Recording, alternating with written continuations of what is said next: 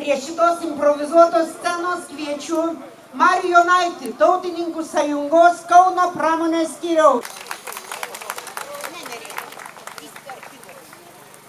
Šlovė patriotams! Priešais save matau herojus. Taip, tai jūs.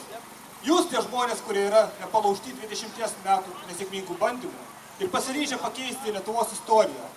Sugrąžinti Lietuvos valdymą tautai, mums, nes mes ir esame tauta. Ir mes tai padarysime, nes trauktis nėra kur. Neklausykite skeptikų, kurie nuolatos kritikuos. Neklausykite cinikų, kurie kiekvieną kartą stengsis jūs pašiepti ar palaužti.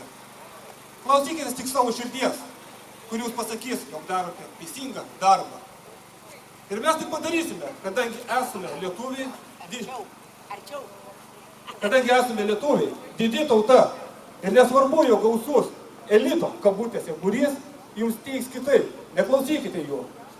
Jie laikini, o nacionalinė idėja vardu Lietuva yra amžina. Šio referendumo iniciatyvos yra tik pradžia. Pradžia naujo sąjūdžio, kuris sugrąžins Lietuvą į teisingą, tautinės ir socialinės valstybės kūrimo kelią.